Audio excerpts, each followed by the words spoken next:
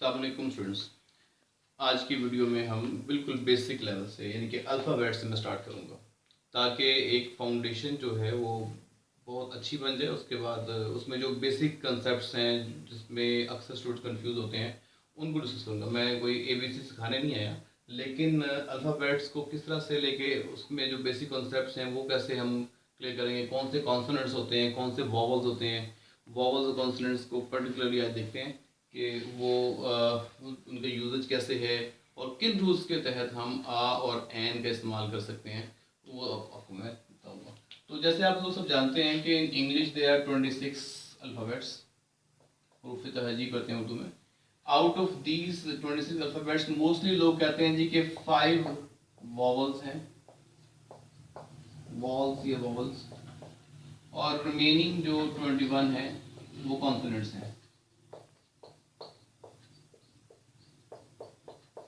और जो 5 मशहूर ज़बाना वॉवल्स हैं वो कौन कौन से हैं? वो ए, ई, आई, ओ और यू, ये वाले वॉवल्स हैं। और बाकी सब जो हैं वो कॉन्सोनेंट्स हैं। लेकिन स्टूडेंट्स यहाँ पे बात खत्म नहीं होती। अक्सर स्टूडेंट ये जो चीज़ है हमें बचपन में सिखाई जाती है और वो हमारी बहुत सारी मिस्टेक्स की वजह बन जाती है। ये वॉवल लेटर्स एक्चुअली ये कॉन्सेप्ट थोड़ा सा चेंज है। जो वॉल्स हैं उसका ताल्लुक लेटर से कम और आवाज़ से ज़्यादा है, साउंड से ज़्यादा है। ठीक है, हमने आवाज़ को देखना है। तो कौन सी आवाज़ वॉवल होगी? ऐसी आवाज़ जो कि आ साउंड कहलाती है, मतलब अलमदा आ या आइन अलिफ आ, ये जो साउंड है ये वॉवल साउंड है। और जो हर ऐसा लेटर, ये बात में गौर से सुनिएगा, हर ऐसा लेटर जो आ साउंड को प्रोड्यूस करे उस वक्त वो वॉवल होगा। और कभी अगर वो आ साउंड प्रोड्यूस नहीं करता, इसके अलावा कोई ब, क, ड, स कोई भी साउंड है उसको प्रोड्यूस करता है, तो वो कॉन्सोनेंट हो जाता है, यानी बकिया सब। लेकिन क्या बकिया सब? बकिया सब तरह की आवाज, तरह की आवाज। तो ये जो आवाज है इसको आप खास तौर पर गौर कीजिएगा, वॉवल तब होगा। ए, ई, आई, ओ, यू वॉवल क्यों कहलाते हैं? क्योंकि मोस्टली ये आ साउंड प्रोड्यूस करते हैं। लेकिन अगर ये आ साउंड प्रोड्यूस, अगर इनमें से कोई आ साउंड प्रोड्यूस ना कर रहा होगा उस वक्त वो वॉवल नहीं होगा। और कॉन्सोनेंट्स जो समझे जाते हैं आमतौर पर, अगर उनमें से भी कोई आ साउंड प्रोड्यूस करे कभी, तो वो वॉवल बन जाएगा, क्योंकि वॉवल साउंड से रेलेवेंट चीज़ है। ठीक है, मैं आपको इसकी एग्जाम्पल देता हूँ। जैसे कि एप्पल, अब इसको उर्दू में बोलते हैं एप्पल। अगर उर्दू में लिखता हूँ मैं एप्पल, तो आ साउंड से स्टार्ट होना, एप्पल, एप्पल, आ साउंड स्टार्ट हो रही है, इसलिए हम इसको ए को वॉवल कह देंगे। इसी तरीके से ऑरेंज, आ साउंड प्रोड्यूस हो रही है, एयर आ साउंड प्रोड्यूस कर रहा है, ये सब इसलिए वॉवल कहलाते हैं क्योंकि आ साउंड प्रोड्यूस कर रहे हैं। ऑरेंज, एयर, तो आ साउंड प्रोड्यूस कर रहे हैं। अम्ब्रेला,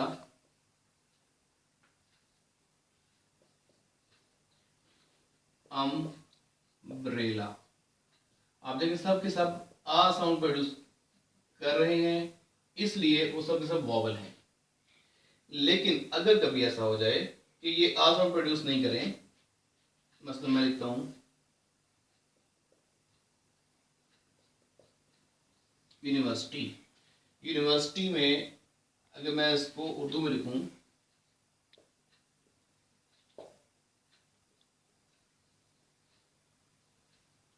यूनिवर्सिटी, तो ये देखें यहां से सारे आ साउंड चल रहा था, लेकिन यूनिवर्सिटी जो है ये आ साउंड नहीं बल्कि य साउंड प्रोड्यूस कर रहा है। तो जब क्योंकि ये य साउंड प्रोड्यूस कर रहा है, इसलिए यहां पे ये वॉवल नहीं रहा। ऐसे ही मैं लिखता हूं यूनिवर्सल,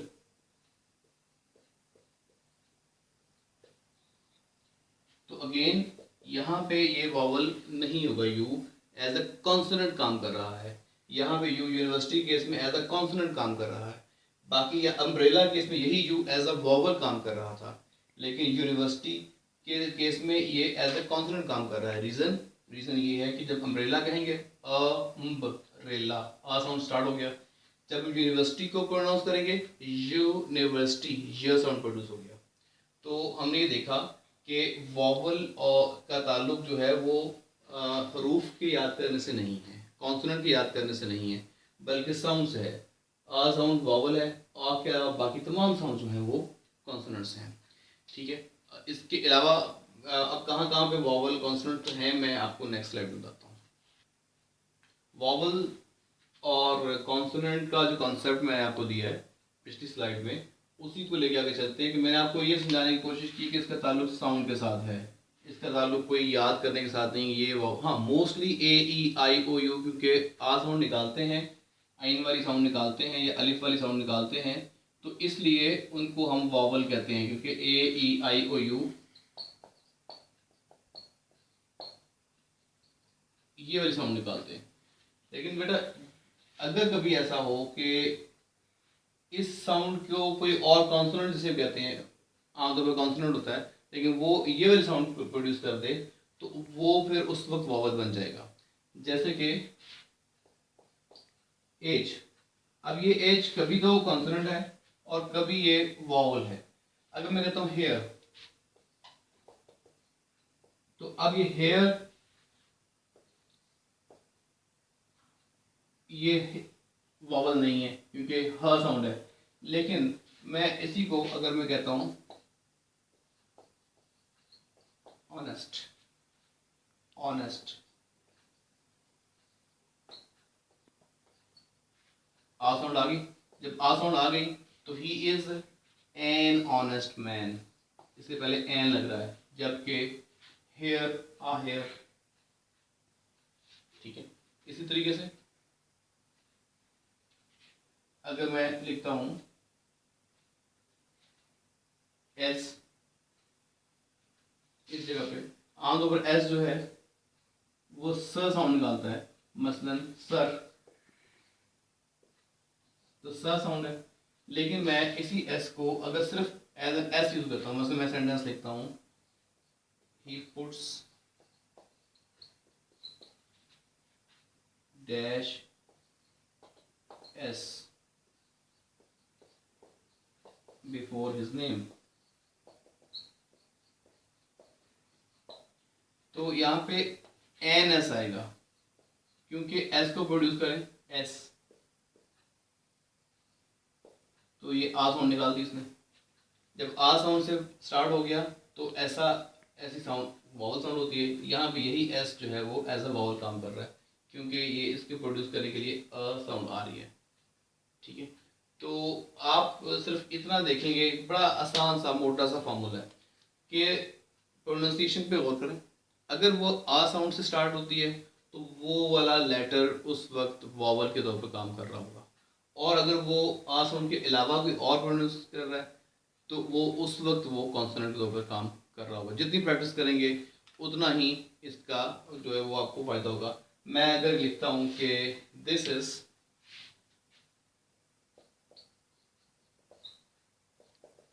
डैश 100 रुपी नोट, जी क्या आएगा, आ 100 रुपी नोट आएगा या एन 100 रुपी। ऑब्वियसली अगर ये एज अ वॉवल काम कर रहा होगा तो एन लगना चाहिए, और अगर एज अ वॉवल नहीं काम कर रहा होगा तो आ लगना चाहिए। तो आ 100 रुपी आएगा क्योंकि वन को प्रोड्यूस करें, वन, ये वन जो है व साउंड के साथ स्टार्ट हो रहा है, व कॉन्सोनेंट है, वॉवल नहीं होती साउंड। तो इस वक्त ओ जो है एज अ कॉन्सोनेंट काम कर रहा है क्योंकि ये व साउंड प्रोड्यूस कर रहा है 100 रुपीज़। आई थिंक आपको समझ आ गई होगी। इस तरीके से आप बड़ी आसानी से बहुत ही ज़बरदस्त किस्म की आप डिफ्रेंशिएशन कर लेंगे कि कौन सा वॉवल होता है और कौन सा कॉन्सोनेंट होता है।